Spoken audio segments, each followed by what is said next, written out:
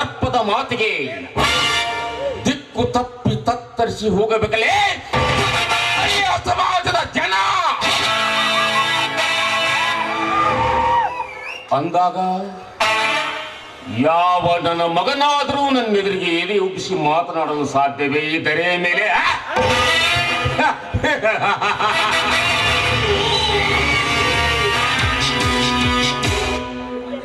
ಒಂದು ವೇಳೆ ಈ ದೇವೇಗೌಡನ ಸಿಡಿಲ ಆರ್ಭಟದ ಮುಂದೆ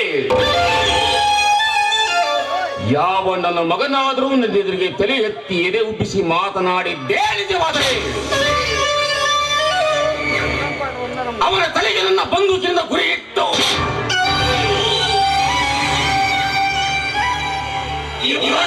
ಕಾರಂದಿನೇ ಹರಿಸಿ ಅವರ ಹೆಂಡತಿಯನ್ನು ರಂಡಿಯರನ್ನಾಗಿ ಮಾಡಿ ಅವರಿಗೆ ನಾವು ಮಿಂಡಲಾಗಲಿಲ್ಲ. ನನ್ನ ಹೆಸರು ದೇವೇಗೌಡನೇ ಅಲ್ಲ,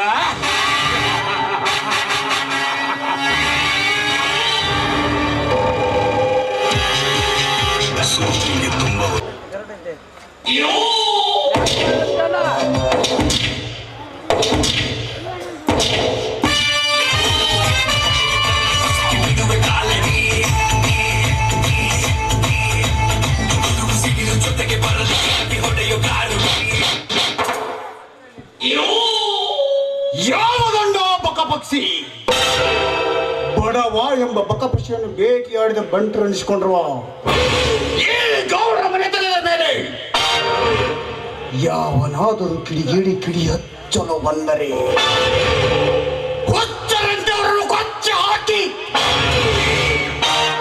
ಮನಸ್ಸಿಚ್ಛೆಯಂತೆ ಮೆರೆಯುವುದೊಂದೇ ಅಲ್ವೇ ಈ ಗೌಡರ ಕಾರ್ಯ.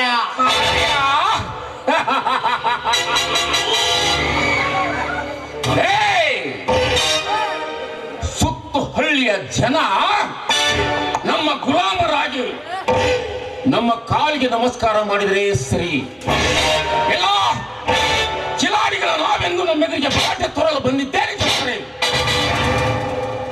ಗಲಾಟೆ ಮಾಡದೆ ಗಪ್ಚುಪ್ಪಾಗಿ ಕಳಿಸಿ ಬಿಡೋಣ ಆ ಗಗನ ಯಾತ್ರೆಗೆ.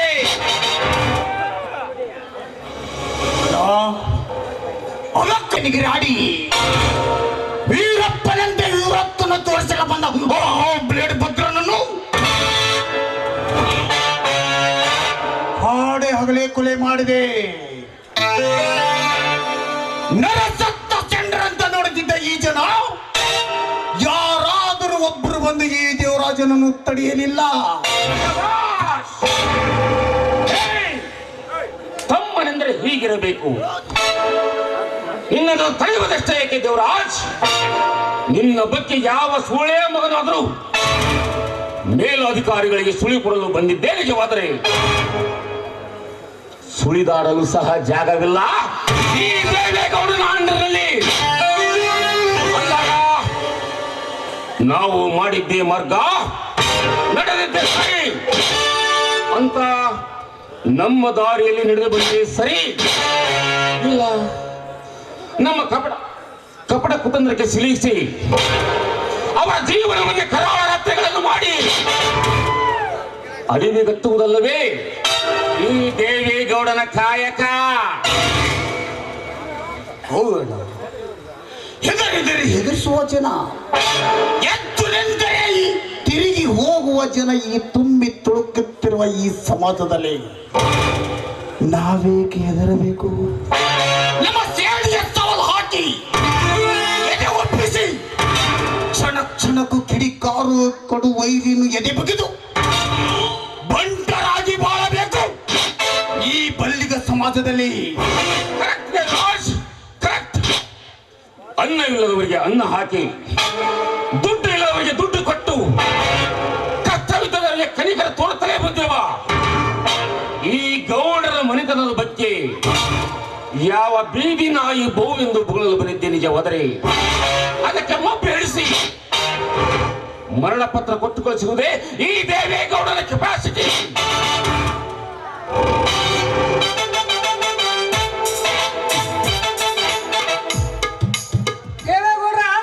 ನಮ್ಮೂರ ಆಗರ್ಭ ಶ್ರೀಮತಿ ನಮ್ಮ ಸರ್ ಅಪ್ಪ ಯಾಕೆ ಮುರುಘ ಸಾಲ ವಸೂಲಿ ಮಾಡ್ಕೊಂಡು ಬರ್ತೀನಿ ಅಂತ ಹೇಳಿದ ಮಗ ನೀನು ಇಂದು ತಲೆಯ ಮೇಲೆ ಸೂಲವನ್ನು ಹೊತ್ತುಕೊಂಡು ಬಂದಂತೆ ಕಾಣ್ತಿದ್ದಿಲ್ಲ.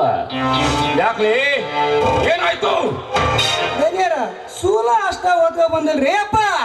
ನೀವ್ ಹೇಳಿದ ಕೆಲಸಕ್ಕೆಲ್ಲ ಭಾರಿ ಬಂದೋಬಸ್ತ್ ಮಾಡಿ ಆ ಧರ್ಮನ ಮನಿ ಇತ್ಕೊಂಡು ಏ ಮಗನ ಶಿವ್ಯ ಸರಿ ನಮ್ಮ ಗೌಡ್ರು ಕೊಟ್ಟ ಸಾಲ ಕೊಡ್ತೀಯೋ ಇಲ್ಲ ಅಂತ ನಿಂತ್ಕೊಂಡು ಗೌಡ್ರ ಮನೇನ ಸಾಮಾನ ಹೊರಗೆ ಹಾಕಕತ್ತಿದ್ರಿ ಅಪ್ಪ ಗೌಡ್ರ. ಬಂದ್ಬಿಟ್ರಿ ಆ ಶಂಕರ ದನಿಯರ ಬಂದ್ಬಿಟ್ರಿ ಆ ಶಂಕರ ಅಪ್ಪ. ಯಾವ ಶಂಕರ? ಸಣ್ಣ ದನಿಯರ ಅವನ ರೀ ಶಿವನ ತಮ್ಮ ಶಂಕರ. ಏ ಹಲ್ಕ ನನ್ನ ಮಗನ, ಏ ನಾಲ್ಕು ನನ್ನ ಮಗನ ಹಿಂಗಂತ ಬೇದ್ರಿ ಅಪ್ಪ. ಬೇದು ಏ ಮಕ್ಕಳ ಮಳಿ ಇಲ್ಲ ಬೆಳೆ ಇಲ್ಲ, ರೈತರು ಸಾಲ ಕೊಡ ಅಂದ್ರೆ ಎಲ್ಲಿಂದ ಕೊಡ್ಬೇಕಂತ ಹೇಳಿ ಹೊಡಿ ಹೊಡಿ ಅಂತ ಏನು ತಿನ್ನಲಿಕ್ಕೆ ತುತ್ತು ಕುಳಿಯ ಗತಿಯಿಲ್ಲದೆ ಕಂಡವರ ಮನೆಯಲ್ಲಿ ತಿರುగు ತಿನ್ನುವ ತಿರುಗು ಸೂಳೆ ಮಗ ನಿನ್ನ ಮೇಲೆ ಕೈ ಮಾಡಲು ಬಂದರೆ ಯಪ್ಪ ಕೈ ಮಾಡ್ದ ಅಷ್ಟ ಅಲ್ವ. ನಮ್ಮೂರು ಶ್ರೀಮಂತರ ಅವನ ಮನೆಯ ಇನ್ನೇಮ್ ಏನ್ರ ಬಾಕಿ ಉಸಲಿ ಹೋಯ್ತನ ನಾನು ನನ್ನ ಕಡು ಹೆಡಗೆ ತುಂಬ್ತಿದ್ರಿ ಅವ. ಅದನ್ರಿ ಅವ ಒಂದು ಮೂಜಿ ಊರನ್ ಬಿಟ್ಟು ದೇವ್ರ ಕ್ವಾಣ ಆಗ್ಯಾನ್ರಿ ದನಿಯರ, ದೇವ್ರ ಕ್ವಾಣ ಆಗ್ಯಾನ.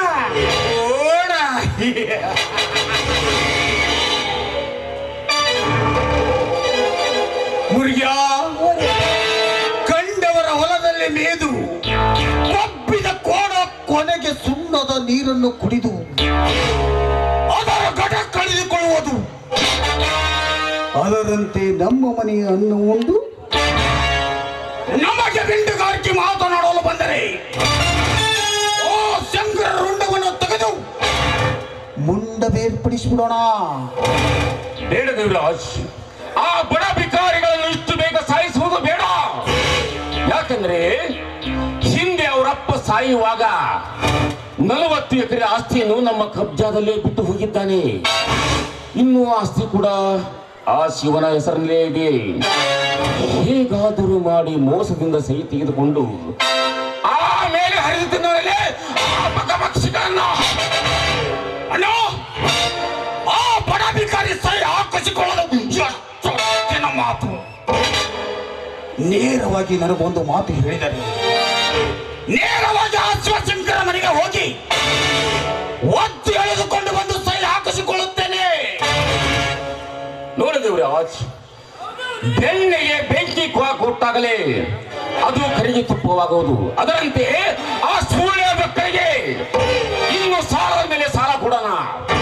ಆ ಸಾಲ ಗುಡ್ಡದಾಕಾರವಾಗಿ ಬೆಳೆದು ಇನ್ನೇನು ನುಂಗಲಾರದ ತುತ್ತಾಗಿ ನಿಂತಾಗ ಇನ್ನು ಯಾವುದೋ 10 ಎಕರೆ ಆಸ್ತಿಯನ್ನು ನಮ್ಮಂತೆ ಮಾಡಿಕೊಂಡಾಗಲೇ ನನ್ನ ಆತ್ಮಕ್ಕೆ ಶಾಂತಿ. ಅಲ್ಲಿವರೆಗೂ ನೀನು ಸ್ವಲ್ಪ ಶಾಂತವಾಗಿರು.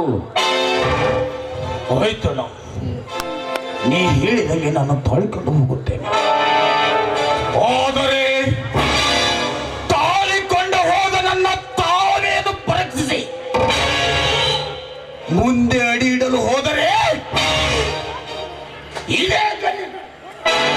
ಇದೇ ಕಲ್ಲಿಂದ ಗಡಿಪಾರ ಮಾಡುವೆ ಆ ಗಾಂಡಿಯವರನ್ನು.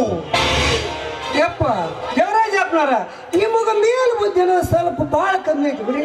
ಯಾಕಂದ್ರ ನಮ್ಮ ದೊಡ್ಡ ದನಿಯರ್ಕಿಂತ ನೀವು ಭಾಳ ಚಿಕ್ಕವ್ರಲ್ಲ, ಅದಕ್ಕೆ ಬರೀ ಸಣ್ಣ ಬುದ್ಧಿನೇ ವಿಚಾರ ಮಾಡ್ತೀರಿ ಬಿಡ್ರಿ. ಸುಮ್ಕ ನಮ್ಮ ದೊಡ್ಡ ದನಿಯರ್ ಹೆಂಗೆ ಹೇಳ್ತಾರ ಹಂಗೆ ಕೇಳ್ಬಿಡ್ರಿ. ಯಾಕಂದ್ರ ನೋಡು ದೇವರಾಜ್, ಸುತ್ತ ಹಳ್ಳಿ 10 ಹಳ್ಳಿಯ ರೈತರ ಆಸ್ತಿ ನಮ್ಮ ಕಬ್ಜದಲ್ಲಿದೆ ಎಂದಾಗ ಯಾರ ಆಸ್ತಿಯನ್ನು ಹೇಗೆ ನುಂಗಬೇಕು, ಯಾರನ್ನು ಹೇಗೆ ಮುಂಡ ಮುತ್ತಬೇಕೆನ್ನುವುದು ನನಗಿನ್ನೂ ಗೊತ್ತಿಲ್ಲ. ಯಾಕಂದ್ರೆ ನಿನ್ನ ತಲೆ ಮೇಲಿನ ಮಾಸ ಇನ್ನೂ ಅರಿಲ್ಲ. ಈ ಜನಗಳಿಗೆ ಮೊದಲು ಮಾತಿನಲ್ಲಿ ಮರಳು ಮಾಡಬೇಕು, ಆ ನಂತರ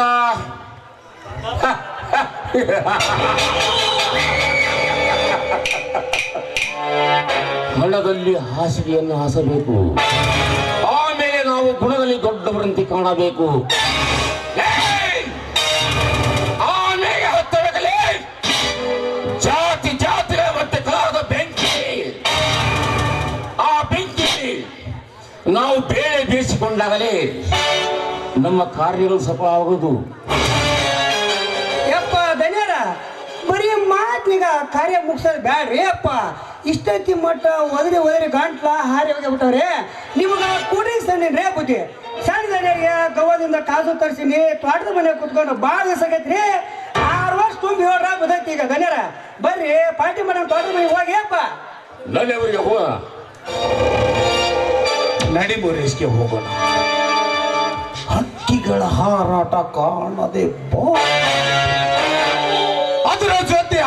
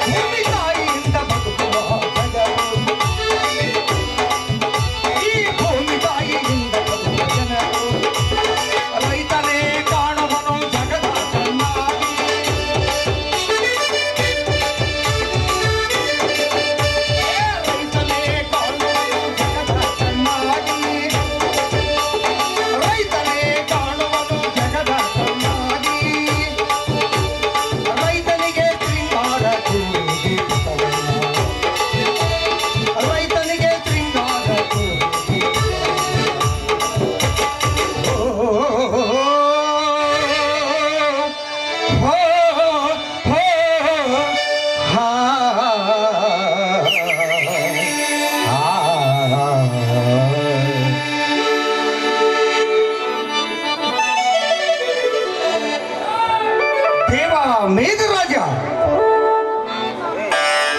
ನಿನ್ನ ಕರುಣೆಯ ಕಟಾಕ್ಷ ಈ ರೈತನ ಮೇಲಿದೆ ತಂದೆ. ಈ ರೈತನ ಮೇಲಿದೆ.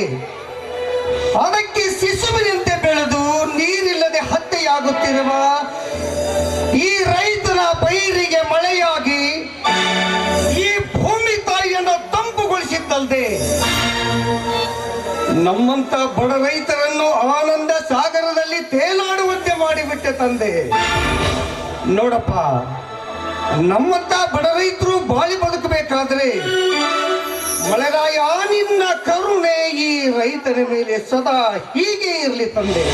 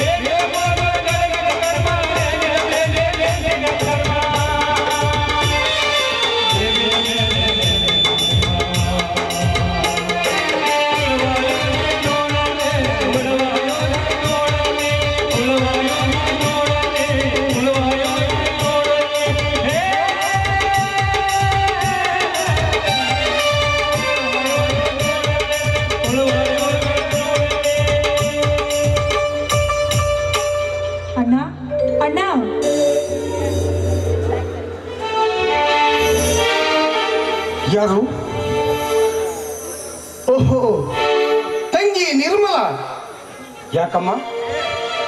ಯಾಕೆ ಯಾಕೆ ಈ ಬಿಸಿಲಿನ ಹೊತ್ತಿನಲ್ಲಿ ಹೊರಗೆ ಬಂದೆ ನೀನು? ಅಣ್ಣ, ಶಂಕರಣ್ಣನ ಕೈಯಲ್ಲಿ ಬುತ್ತಿಯನ್ನು ಕೊಟ್ಟು ಕಳಿಸಬೇಕಂತ ಮಾಡಿದೆ, ಆದ್ರೆ ಅವನು ಮನೆಗೆ ಬರಲಿಲ್ಲ. ನಾನು ಕೂಡ ಹೊಲ ನೋಡಿ ಬಹಳ ದಿವಸವಾಯಿತು, ಹೊಲವನ್ನು ನೋಡಿಕೊಂಡು ನಿನಗೆ ಬುತ್ತಿ ಕೊಟ್ಟು ಹೋದ್ರಾಯ್ತು ಅಂತ.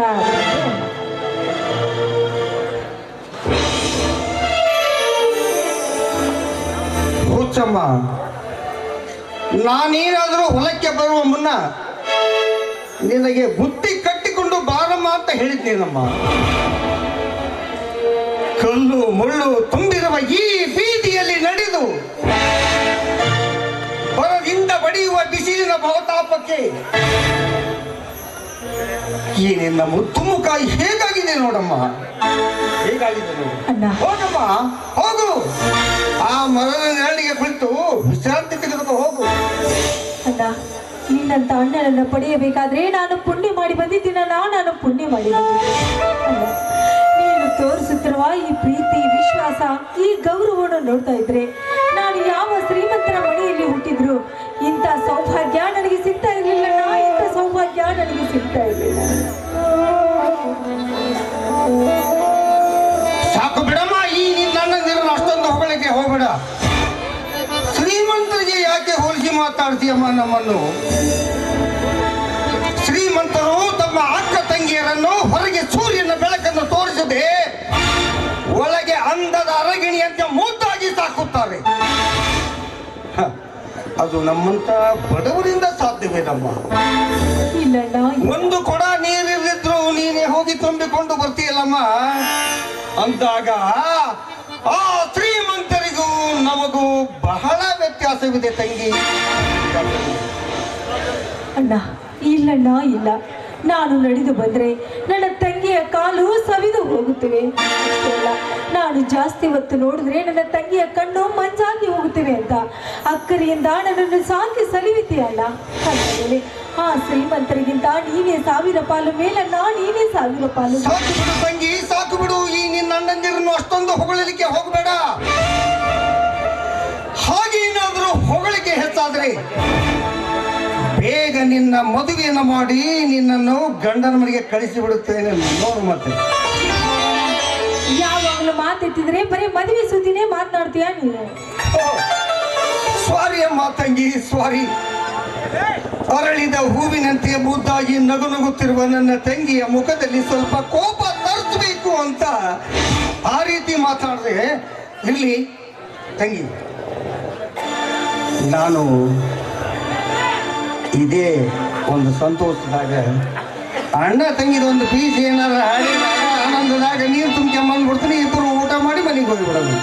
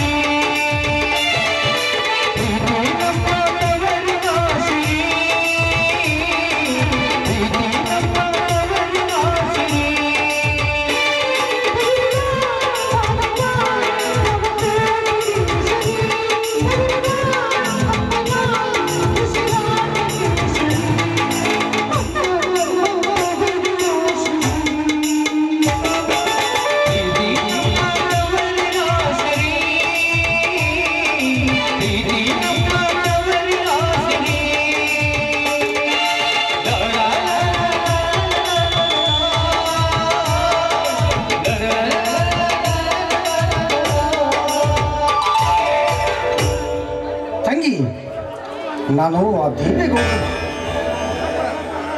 ಆ ದೇವೇಗೌಡರ ತೋಟಕ್ಕೆ ಹೋಗಿ ಒಂದು ಕೊಡ ನೀರು ತುಂಬಿಕೊಂಡು ಬರ್ತೇನೆ. ಅಲ್ಲಿಯವರೆಗೆ ನೀನು ಈ ಮರದ ನೆರಳಿಗೆ ಕುಳಿತುಕೊಳ್ಳಮ್ಮ. ಆದಷ್ಟು ಬೇಗ ಬಂದ್ಬಿಡ್ತೇನೆ, ಜಾಗ್ರತೆ. ಆಯ್ತಣ್ಣ, ಬೇಗನೆ ಬಾಣ. ಆಹಾ, ಎಂಥ ಪುಣ್ಯವಂತರು ನನ್ನ ಅಣ್ಣಂದಿರು. ಇಂಥವರಿಗೆ ನಾನು ತಂಗಿಯಾಗಿ ಹುಟ್ಟಿದ್ದಕ್ಕೆ ನನ್ನ ಜನ್ಮ ಸಾರ್ಥಕವಾಯಿತು ಅಂತ ನಾನು ತಿಳಿದುಕೊಂಡಿದ್ದೇನೆ.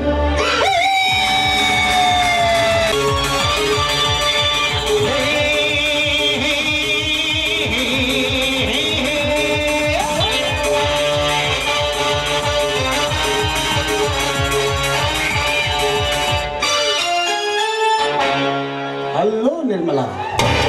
ಯಾರು? ದೇವರಾಜ್, ನೀನಾ? ನೀನೇಕೆ ಇಲ್ಲಿಗೆ ಬಂದೆ ದೇವರಾಜ್? ನೀನೇಕೆ ಇಲ್ಲಿಗೆ ಬಂದೆ? ಇದೇನು ನಿರ್ಮಲ ಹೀಗೆ ಕೇಳುತ್ತಾರೆ? ನಿಮ್ಮ ಮನೆ ಕಡೆಗೆ ಹೋಗಿದ್ದೆ, ಹಕ್ಕಿ ಗೂಡು ಬಿಟ್ಟಿದೆ ಅಂತ ಗೊತ್ತಾಯ್ತು. ಗೂಡು ಬಿಟ್ಟ ಹಕ್ಕಿ ಹೊಲದಲ್ಲಿ ಇರಬಹುದೆಂದು ಇಲ್ಲಿಗೆ ಬಂದೆ. ನೋಡಿ ದೇವರಾಜ್, ನಮ್ಮಣ್ಣ ಇಲ್ಲೇ ಹೊಲದಲ್ಲಿ ನೀರು ತೆಗೆದುಕೊಂಡು ಬರೋದಕ್ಕೆ ಅಂತ ಹೋಗಿದ್ದಾನೆ. ದಯವಿಟ್ಟು ನೀವಿಲ್ಲಿಂದ ಹೊರಟು ಹೋಗಿ. ಯಾಕೆ ನಿರ್ಮಲ? ಅಂದು ಪ್ರಥಮ ದಿನ ಕೂಡಿದಾಗ ನೀನೇ ಹೇಳಿಲ್ಲವೇ, ನೋಡಿ, ಪ್ರೀತಿ ಮಾಡಬಾರದು, ಮಾಡಿದರೆ ಈ ಜಗಕ್ಕೆ ಎದುರು ಬರುವುದು ಅಂತ. ನೋಡಿ, ಅಂದು ತಿಳಿಯದ ಬುದ್ಧಿಯಲ್ಲಿ ನಾನು ನಿಮಗೆ ಹೇಳ್ತಾ ಇದ್ದೀನಿ. ಕಾಟ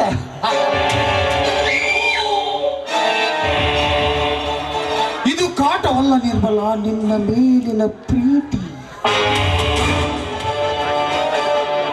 ನೀನೊಂದು ನಿಮಿಷ ಈ ಪ್ರಿಯಕರ ಎದುರು ಕಾಣದಿದ್ದರೆ ಈ ಪ್ರಿಯಕರ ಪ್ರಾಣ ಹಾರಿಯೋದಂತಾಗುತ್ತದೆ. ಅದಕ್ಕೆ ನಿನ್ನ ಭೇಟಿಗಾಗಿ ಬಕಪಕ್ಷಿಯಂತೆ ಬಾಯಾರಿ ಬಂದೆ, ಅದರ ಚುಂಬಿಸಬೇಕೆಂದು. ಬೇಡ ದೇವರಾಜ್, ಬೇಡ. ನಾವು ಈ ರೀತಿ ಮಾಡುತ್ತಿರುವ ಕಳುವಿನ ಪ್ರೀತಿ ನಾಳೆ ಈ ಸಮಾಜಕ್ಕೆ ಏನಾದರೂ ಗೊತ್ತಾಯ್ತು ಅಂದ್ರೆ, ನಮ್ಮ ಅಣ್ಣನಿಗೆ ಗೊತ್ತಾದ್ರೆ ನಮ್ಮ ಅಣ್ಣನ ಮಾನ ಮರ್ಯಾದೆ ಎಲ್ಲ ಹಾಳಾಗಿ ಹೋಗುತ್ತದೆ. ಎಲ್ಲ ನಮ್ಮ ಅಣ್ಣನಿಗೆ ಗೊತ್ತಾದ್ರೆ ನನ್ನನ್ನು ಕಡಿದು ಹಾಕುತ್ತಾನೆ. ದಯವಿಟ್ಟು ಹಿಂದಿನದೆಲ್ಲವನ್ನು ಮರೆತು ನನ್ನನ್ನು ನಿಮ್ಮ ಮನಸ್ಸಿನಿಂದ ಕಿತ್ತು ಹಾಕಿ ದೇವರಾಜ್, ಕಿತ್ತು ಹಾಕಿ. ಅದು ಹೇಗೆ ಸಾಧ್ಯ ನಿರ್ಮಲ? ನಾವು ಕಟ್ಟಿದ ಪ್ರೀತಿಯ ಕಟ್ಟಡ ಅತಿ ದೊಡ್ಡದೊಂದು ಬಂಗಲೆಯಾಗಿ ಬೆಳೆದಿದೆ. ಅದನ್ನು ಕಿತ್ತು ಹಾಕಿದರು ಅದರ ನೆನಪು ಮೊಳಗಿಸದೆ ಬಿಟ್ಟಿದ್ದೆ. ನೀ ಏನು ಹೇಳಿದ್ರು ಸರಿ ನಿರ್ಮಲ, ನನ್ನ ಜೀವ ಇರುವವರೆಗೂ ನಿನ್ನ ಕೈ ಬಿಡುವುದಿಲ್ಲ. ಅಯ್ಯೋ ನೋಡಿ, ಈ ಪ್ರೀತಿ ಪ್ರೇಮದ ಬಗ್ಗೆ ಇನ್ನೊಂದು ಸಲ ಸಮಯ ಸಿಕ್ಕಾಗ ಮಾತನಾಡೋಣ. ನಮ್ಮ ಅಣ್ಣ ನೀರು ತೆಗೆದುಕೊಂಡು ಇಲ್ಲಿ ಬರುವ ಸಮಯವಾಯ್ತು. ದಯವಿಟ್ಟು ನಿಮಗೆ ಕೈ ಮುಗಿತೀನಿ, ಹೊರಟೋಗಿ.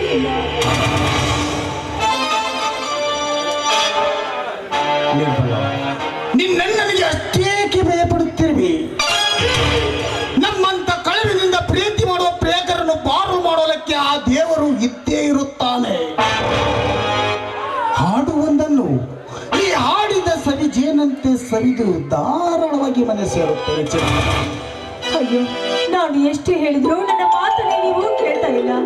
ನನ್ನ ಕಷ್ಟ ನನಗೆ, ನಿಮ್ಮ ಹಠ ನಿಮಗೆ ಅಂತ ನನಗೆ ಈಗ ಅರ್ಥವಾಯ್ತು. ಆಯ್ತು, ನೀವು ಹೇಳಿದಾಗೆ ಆಯ್ತು, ಹಾಡ್ತೇನೆ.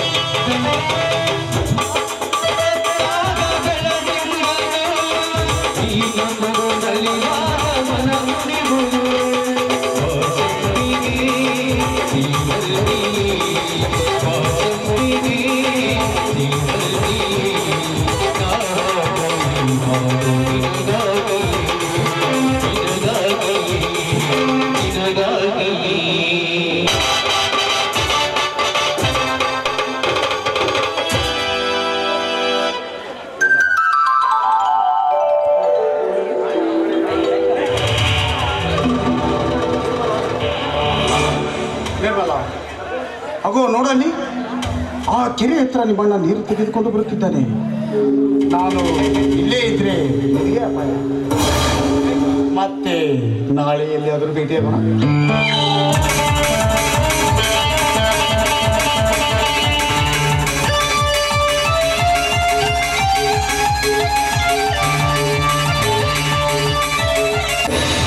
ನಾನು ಮೋಸ ಹೋದೆ ಅಂತ ನನಗೆ ಅನಿಸ್ತಾ ಇದೆ. ಅಡಿಕೆಗೆ ಹೋದ ಮಾಡ ಆಡಿ ಕೊಟ್ಟರು ಬಾರದು ಅಂತ ಗೊತ್ತಿದ್ರು. ಈ ಹೇಸಿ ಮನಸ್ಸಿನ ಮಾತನ್ನು ಕೇಳಿ ನಾನು ಮಾಡಿಗೆಟ್ಟು ಹೋದೆ. ಅಯ್ಯೋ ದೇವರೇ, ಈ ವಿಷಯ ಏನಾದ್ರೂ ನನ್ನನಿಗೆ ಗೊತ್ತಾಯ್ತು ಅಂದ್ರೆ ಈ ಸಮಾಜದಲ್ಲಿ ನನ್ನ ಮಾನ ಮರ್ಯಾದೆ ಎಲ್ಲ ಹಾಳಾಗಿ ಹೋಗುತ್ತದೆ. ನನಗೆ ಏನು ಮಾಡಲಿ?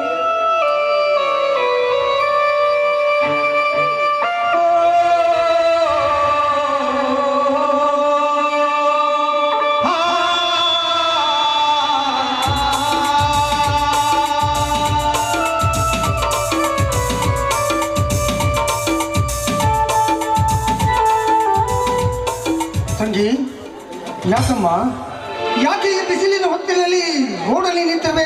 ಹೋಗಿ ಆ ಮರದ ನೆರಳಿಗೆ ಕುಳಿತುಕೊಳ್ಬೇಡ್ತಾನಮ್ಮ.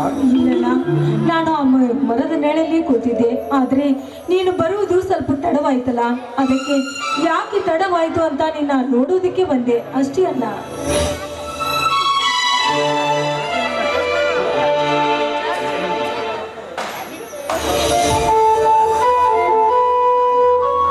ನಾವು ಎಷ್ಟೇ ಕಷ್ಟದಲ್ಲಿದ್ರು ನಾನು ಹೆಣ್ಣು ಮಕ್ಕಳ ಕಣ್ಣಲ್ಲಿ ನೀರು ಬರುವುದು, ಕಾಲಲ್ಲಿ ಮುಳ್ಳು ನೋಡುವುದು, ಇವನ್ನೆಲ್ಲ ನೋಡಿದ್ರೆ ನನಗೆ ಸಹಿಸೋಕೆ ಆಗೋದಿಲ್ಲ.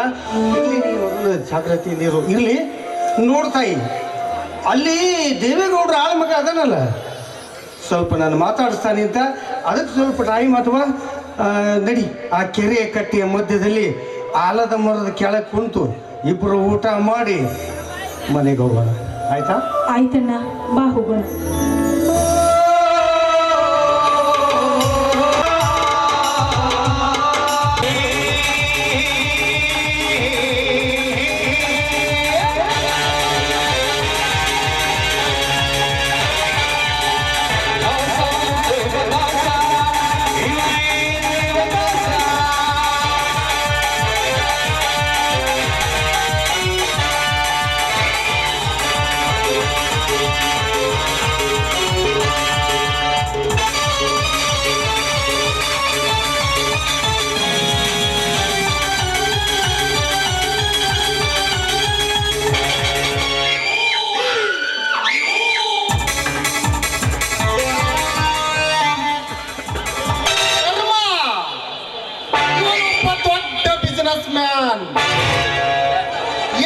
ಎಂಪಿಗಳ ಸಪೋರ್ಟ್ ಅನ್ನು ಇಟ್ಟುಕೊಂಡು ದೊಡ್ಡ ದೊಡ್ಡ ಅಧಿಕಾರಿಗಳ ಬೆಂಬಲವನ್ನು ಪಡೆದುಕೊಂಡು ಕೇಳಿದಷ್ಟೇ ಲಂಚವನ್ನು ಕೊಡುವ, ಶ್ರೀಮಂತರ ಮಕ್ಕಳಿಗೆ ನೌಕರಿಯನ್ನು ಕೊಡಿಸುವ it is A great criminal.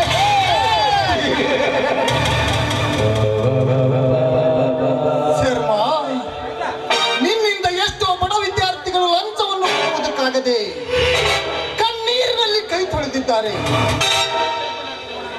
ಕೆಲವರು ಕಷ್ಟಪಟ್ಟು ಓದಿದರು, ಹುದ್ದೆ ಸಿಗಲಿಲ್ಲ ಎಂದು ವಿಷ ಕೊಡದು ಸತ್ತು ಹೋಗಿದ್ದಾರೆ.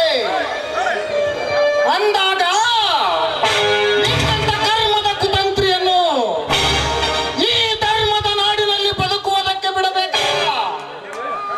ಬರವೇ ಶರ್ಮಾ, ಹಿಂದೆ ನಿನ್ನ ಕತ್ತು ಕೊಯ್ದು ಕೈಲಾಸಕ್ಕೆ ಕಳಿಸಲು.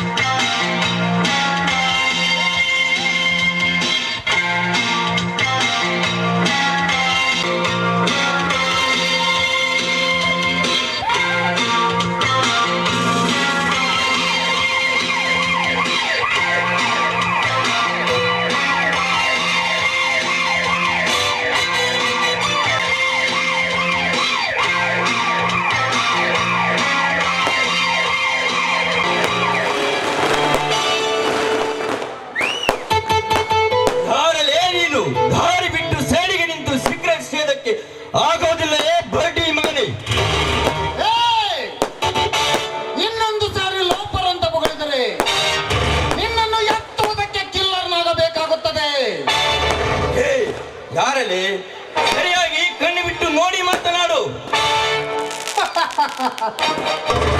ಒಟ್ಟು ಮೈ ಮೇಲೆ ಕಾಕಿ ಇದೆ, ತಲೆ ಮೇಲೆ ಟೋಪಿ ಇದೆ, ಸೊಂಟಕ್ಕೆ ಕರ್ನಾಟಕ ಪೊಲೀಸ್ ಎಂಬ ಬೆಲ್ಟು ಇದೆ. ಆ ಬೆಲ್ಟ್ ಅನ್ನು ಕಾಯುವುದಕ್ಕೆ ಒಂದು ಗನ್ನು ಇದೆ ಅಂದಾಗ ನೀನೊಬ್ಬ ಪೊಲೀಸ್ ಸಬ್ ಇನ್ಸ್ಪೆಕ್ಟರ್ ಅಂತ ಚೆನ್ನಾಗಿ ಗೊತ್ತು. ಮಾತನಾಡ್ತಿರುವ ಬಡ್ಡಿ ಮಗನೇ, ಯಾಕೆ ನೀನೇನು ಸಾಚಾನ? ಮೊನ್ನೆ ಆನಂದ ಅರ್ಜಿನಲ್ಲಿ ಕಂಠಪೂರ್ತಿ ಕುಡಿದು ಸಪ್ಲೈ ಮಾಡುವ ಯುವತಿಯೊಂದಿಗೆ ಸಂಪರ್ಕವನ್ನು ಇಟ್ಟುಕೊಂಡು ಬೆತ್ತಲೆಯಾಗಿ ಬಿದ್ದಿದ್ದು ನನಗೇನು ಗೊತ್ತಿಲ್ಲವೇ? ಆವತ್ತೇ ನಿನಗೆ ಸರಿಯಾಗಿ ಸನ್ಮಾನ ಮಾಡಿ ಕೈಯಿಂದ ಮುಟ್ಟಲಾಗದ ವಸ್ತುವಿನಿಂದ ಪೂಜೆ ಮಾಡಿಬಿಡ್ತಾ ಇದ್ರು. ಆವತ್ತು ನಿನ್ನ ಟೈಮು ಚೆನ್ನಾಗಿತ್ತು. ಸರಿಯಾದ ಟೈಮಿಗೆ ನಾನು ಅಲ್ಲಿಗೆ ಬಂದು ಎಲ್ಲರಿಗೂ ತಾಳ್ಮೆ ಹೇಳಿ ನಿನ್ನನ್ನು ನನ್ನ ಕಾರಿನಲ್ಲಿ ಹತ್ತಿಸಿಕೊಂಡು ಸೇಫ್ ಆಗಿ ನಿನ್ನ ಮನೆಗೆ ಬಿಟ್ಟು ಬಂದೆ. ಅಂದರೆ ನೀನು ದಾಸ?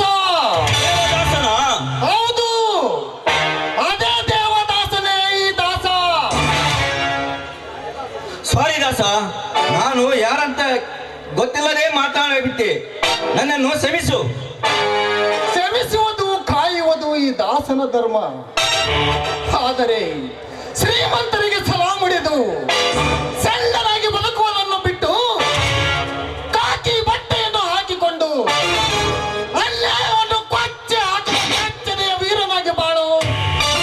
ಯಾವತ್ತೂ ಈ ದಾಸನ ಬೆಂಬಲ ನಿನಗೆ ಇದ್ದೇ ಇರುತ್ತೆ. ಆಯ್ತು ದಾಸ, ನೀನು ಹೇಳಿದಂತೆ ನ್ಯಾಯ ನೀತಿ ಧರ್ಮ ಇಷ್ಟರಿಂದ ಬಾಳುತ್ತೇನೆ. ಬಾ ದಾಸ, ನಿನಗೊಂದು ಪಾರ್ಟಿ ಕೊಡುತ್ತೇನೆ.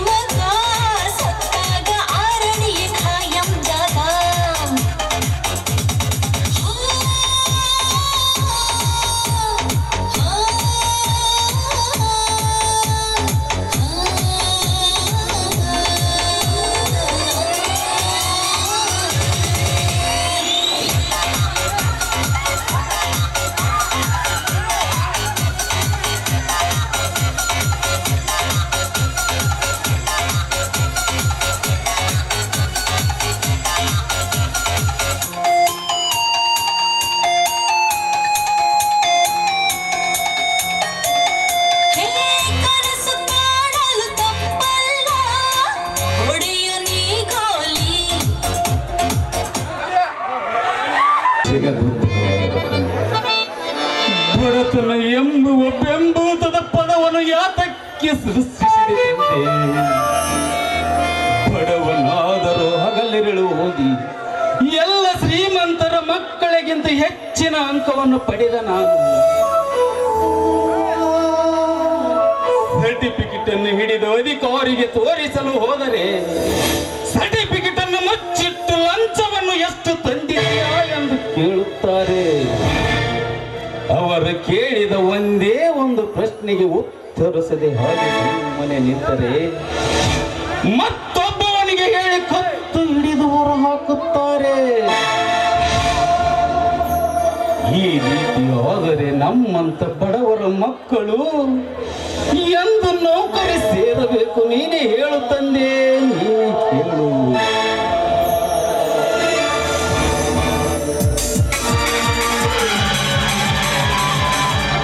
ಯಾರು ಪಾಪಿಗಳು ನನ್ನನ್ನು ಬೆನ್ನತ್ತಿ ಬರ್ತಾ ಇದ್ರೆ ದಯವಿಟ್ಟು ಅವರಿಂದ ನೀವೇ ಕಾಪಾಡ್ಬೇಕನ್ನ, ನೀವೇ ಕಾಪಾಡ್ಬೇಕು ನನ್ನನ್ನು. ಯಾರಮ್ಮ ಅವರು? ಯಾರವರು ನಿನ್ನನ್ನು ಬೆನ್ನಟ್ಟಿ ಬರುವವರು? ಅಣ್ಣ, ನನ್ನ ಹೆಸರು ನಿವೇದಿತಾ ಅಂತ. ನಾನು ಬೆಂಗಳೂರಿನವಳು. ಇಲ್ಲೇ ಪಕ್ಕದೂರಿನಲ್ಲಿ ನನ್ನ ತಾಯಿ ಹಾಗೂ ನನ್ನ ತಂಗಿಯ ಮನೆ ಇದೆ. ಅವರಿಗೆ ಭೇಟಿ ಆಗಬೇಕನ್ನುವಷ್ಟರಲ್ಲಿ ಆ ಪಾಪಿಗಳು ನನ್ನನ್ನು ಬೆನ್ನತ್ತಿ ಬಂದಿದ್ದಾರೆ. ದಯವಿಟ್ಟು ಅವರಿಂದ ನೀವೇ ಕಾಪಾಡ್ಬೇಕನ್ನ ನನ್ನನ್ನು.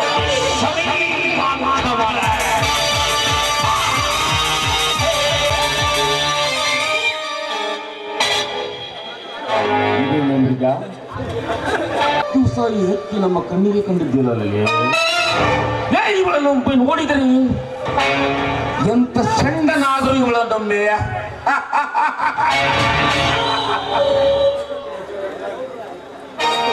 ನೋಡ್ರ, ಈ ಹಕ್ಕಿ ಈ ಗೂಡಿಂದಲ್ರಿ ಅಪ್ಪ, ಯಾರೇ ಗೂಡಿಂದ ಹಾರಿ ಬಂದ ಹಕ್ರಿ ಇದು.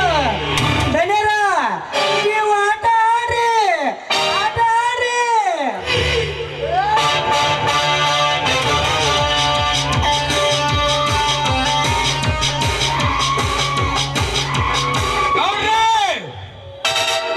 ನೀವು ಈ ಊರಿಗೆ ದೊಡ್ಡವರು. ಈ ಊರಲ್ಲಿ ಏನೇ ತಪ್ಪು ಕೆಲಸ ನಡೆದರೂ ಅದಕ್ಕೆ ನ್ಯಾಯವನ್ನು ಹೇಳುವವರು ನೀವು. ಈ ರೀತಿ ಮಾಡುವುದು ತಪ್ಪಲ್ಲವೇ? ತಪ್ಪು.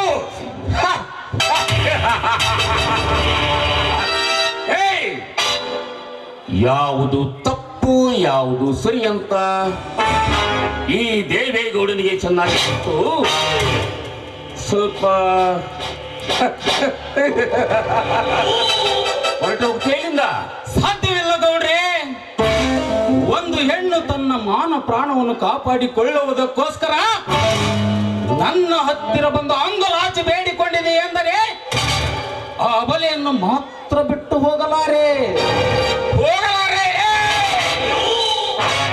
ಈ ದೇವೇಗೌಡನನ್ನು ಕಂಡ್ರೆ ಹಾವು ಹೂವಾಗುತ್ತೆ, ಬೆಳ್ಳಿಯಾಗುತ್ತೆ.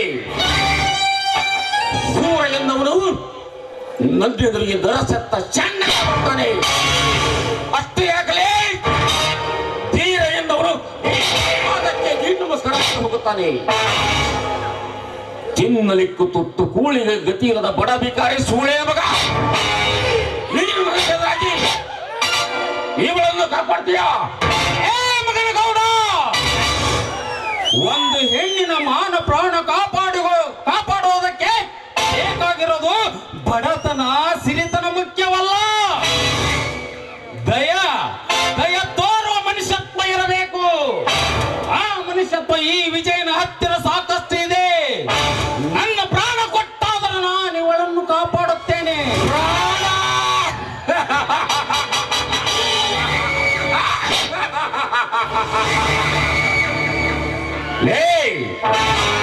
ಗಾಳಿ ಇಲ್ಲದೆ ಎಳೆಯಲ್ಲಾಡುವುದಿಲ್ಲ. ಅದರಂತೆ ಈ ದೇವೇಗೌಡನಿಗೆ ಎದುರಾದರೆ ಈ ಊರ ಜನರಲ್ಲಿ ಉಸಿರು ನಿಲ್ಲುವುದಿಲ್ಲ. ಅಂದಾಗ ಈ ನಿನ್ನ ಪ್ರಾಣ ತೆಗೆಯುವುದೆಂದರೆ ನನಗೆ ಸಕ್ಕರೆ ತಿಂದಷ್ಟು ಸುಲಭ. ದಿಕ್ಕಿಲ್ಲವುದೊಳಗೆ ದೇತೋರಲು ಬಂದು ನನ್ನ ಗದ್ದಿನ ಗರ್ಜನೆಗೆ ಸಿಕ್ಕು ಸತ್ಯ ಸಹಾಯ ಬೇಡ. ಸುಮ್ಮನೆ ಹೊಟ್ಟೆ ಹೋಗಲೇ. ಅಷ್ಟಕ್ಕೂ ಹಾಗು ಇವಳೇನು ನಿನಗೆ ಅಕ್ಕನ ಇಲ್ಲ ತಂಗಿನ? ಏ ಗೌಡ, ಹಂದಿಯ ಮುಂದೆ ಹಣ್ಣು ಚೆಲ್ಲಿದರೆ ಮೂಸು ನೋಡಿ ಹೇಸಿಗೆ ತಿನ್ನುವ ಹಂದಿ ಜಾತಿಗೆ ಸೇರಿದವರು ನೀವು. ಇವಳಿಗೆ ದಿಕ್ಕಿಲ್ಲ ಎಂದು ಯಾರು ಹೇಳಿದರು? ಇನ್ನು ಮುಂದೆ ಈ ಅಬಲೆ ಈ ವಿಜಯನ ತಂಗಿಯ ಮಾನ ಪ್ರಾಣವನ್ನು ಕಾಪಾಡಿಕೊಳ್ಳುವುದಕ್ಕೋಸ್ಕರ ನಿನ್ನಂತ ಕಚ್ಚೆ ಹರಕನ ಮಗನ ಕೈಯಲ್ಲಿ ನನ್ನ ಪ್ರಾಣ ಹತ್ಯವಾದರೂ ಚಿಂತೆ ಇಲ್ಲ. ಈ ಅವಲಿಯನ್ನು ಮಾತ್ರ ಬಿಟ್ಟು ಹೋಗಲಾರೆ. ಛೇ ಛೇ ಛೇ ಛೇ ಛೇ ಛೇ ಲೇ ತಮ್ಮ ವಿಜಯ, ಅದರಲ್ಲಿ ಆಫ್ಟರ್ ಆಲ್ ಒಂದು ಏಕಚಿತ್ತ ಈ ಹುಡುಗಿ ಸಂಬಂಧ. ಲೇ ತಮ್ಮ, ನಮ್ಮೂರ ಗರ್ಭನ ಯಾಕಿದ್ರಕೈತಿಪ್ಪ ತಮ್ಮ? ಇಲ್ಲಿಗೆ ಬೇಕ 10 ಎಕರೆ ಹೊಲ ಕೊಡಿಸಿ ನಮ್ಮ ಗೌಡ್ರಿಗೆ ಹೇಳಿ, ಬೆಳ್ಳಿ ಬಂಗಾರ ಎಲ್ಲ ಕೊಡಿಸ್ರಿ. ಆದ್ರ ಈ ಹುಡುಗಿನ ನಮ್ಮ ಗೌಡ್ರ ಹತ್ತ ಕಳಸ ಕುಚುಕು ಮಾಡಾಕ. ಇದು ಬಾಯಿ ಮಾತಿನಿಂದ ಬಾಗುವ ವಸ್ತುಗಳಲ್ಲೇ ಇದು. ಹೆಮ್ಮರವಾಗಿ ನಾನು ಬೇರು ಸಮೇತ ಕಿತ್ತು ಹಾಕಲೇಬೇಕು. ಏ ದುರ್ಗಾ, ಹೊರಗ! ಏ ಬರ್ರಿ.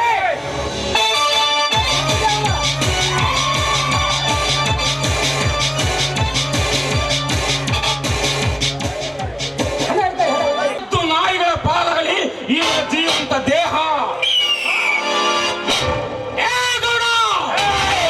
ಸುತ್ತು 10 ಹಳ್ಳಿಗೂ ನಾನೇ ಒಳೆಯನೆಂದು ಮೆರೆಯುವ ಈ ನಿನ್ನ ಬಂದ ಜನ್ಮಕ್ಕೆ ಕೊಂಡಿಯನ್ನು ಹಾಕಿಸಿ ಕೊಂಡುವಾಡದಲ್ಲಿ ಉಂಡು ಮಲಗಿರುವ ನಿಮ್ಮಂತವರಿಗೆ ನಾನು ಪ್ರಚಂಡ ನೆನೆಸಿಕೊಳ್ಳದಿದ್ದರೆ ನನ್ನ ಹೆಸರು ವಿಜಯನೇ ಅಲ್ಲ.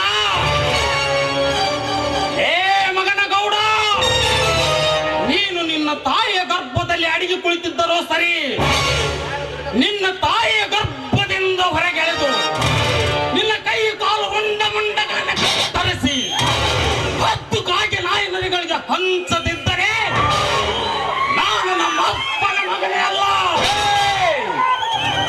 ಏನ್ ನೋಡ್ತಾರೆ? ಯಾಕೆ ನೋಡಿ ಅವನ್ನ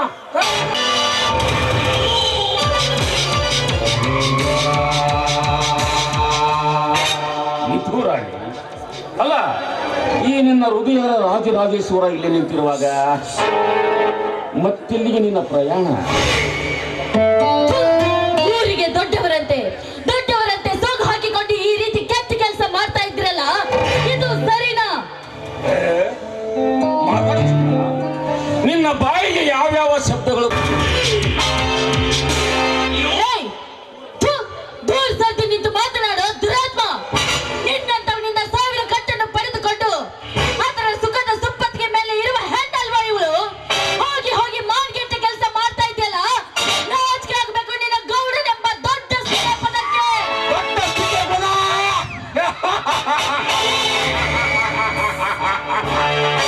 ಏ ಜಂಬದ ಹೆಣ್ಣೆ, ಹಿಂದೆ ಹಿರಿಯರು ಮಾಡಿ ಹೇಳಿದ ಒಂದು ಗಾದೆ ಮಾತು ಗೊತ್ತಾ?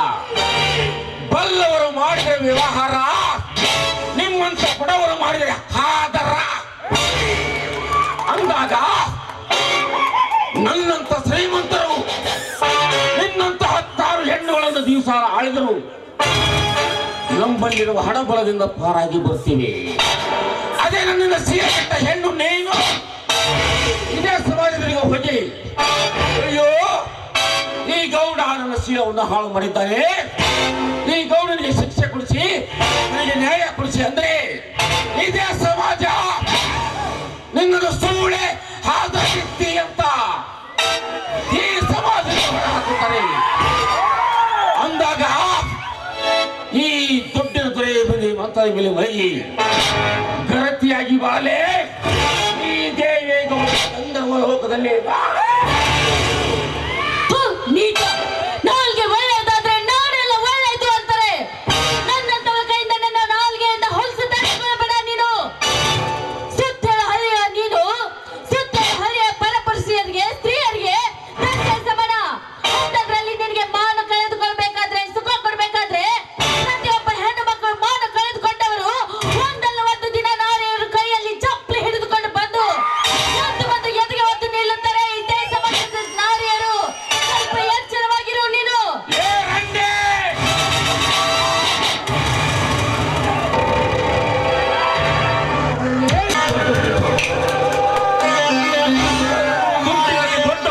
ನಡುವೆ ಈ ದೇವೇಗೌಡನನ್ನು ಮೆಟ್ಟಿಲಿಂದ ಹೊಡೆಯಲು ಬರ್ತಾರೆ ಈ ನಾರಿಯರು.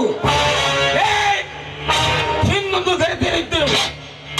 12ನೇ ಶತಮಾನದಲ್ಲಿ ಅಕ್ಕಮಾದೇವಿ ತನ್ನ ಬೆತ್ತಲೆ ದೇಹವನ್ನ ತನ್ನ ಕೇಸರಾಶಿಯಿಂದ ಮುಚ್ಚಿಕೊಂಡು ಬೀದಿಯಲ್ಲಿ ನಡೆದರೆ ನೋಡಿದ ಕಣ್ಣು ಅವಳ ಪಾದದ ಮೇಲಿತ್ತೆ ಹೊರತು ಅವಳ ಎದೆ ಮೇಲಲ್ಲ. ಆದರೆ ಈಗಿನ ಕಾಲ ಹೆಣ್ಣು ಹೇಗಿದ್ದಾರೆ ಗೊತ್ತಾ? ಗಂಡನೇ ದೇವರೆಂದು ನಂಬಿ ಪಾದ ಹಿರಿಯ ಸ್ವಾಮಿ, ನಾನು ಸ್ವಲ್ಪ ಶಂಭರುವಿನ ಪೂಜೆಗೆ ಹೋಗ್ಬೇಕೆಂದು ಹೇಳಿ ಹಮ್ಮರಿಸಿದ ಮಿಂಡ ನೋಡಿ ಕಾಮದಲ್ಲಿ ಕಾಡಿ ಮನೆಗೆ ಬಂದು ಸೇವ ಬಂಡ ಗಂಡಿಗೆ ಎಷ್ಟಿಲ್ಲ ಈಗಿನ ಕಾಲ. ಅಷ್ಟೇ ಯಾಕಲಿ ಮದುವೆಯಾಗಿ 4-5 ವರ್ಷ ಆದ ಮಕ್ಕಳಾಗಲ್ದೇ ಇದ್ದಾಗ ಗಂಡಲೇ ಮಾಡ್ಯ ನೀನೊಬ್ಬ ಸೆಂಡ ಎಂದು ಅವನನ್ನು ಎಡಗೈಲಿ ಒದ್ದು ತಂಡ ಮಿಂಡ ನುಡಿಗೆ ಕದ್ದು ಬಸುರಾಗಿ ಅವನಿಗೆ ನಾಮಕರಣ ಮಾಡುವಾಗ ಸೇಮ್ ತಿಮ್ಮ ನಿಮ್ಮ ಅಪ್ಪನ ತಾನೇ ಇದೆಯಲ್ಲ ಅಂತ ಗಂಡನ ಕಣ್ಣಲ್ಲಿ ಮಣ್ಣು ಹಾಕುವ ಗಂಡ ಹೇಳ್ತಿದ್ದಾರೆ. काने वालों का नाम दाने दाने पर लिखा है, लेकिन सोने वालों का नाम बिस्तर पर लिखा है. ये मेरी प्यारी, ये मेरी धड़कन, इन सीरा किड़ियों में देवी कोड़ा पड़े.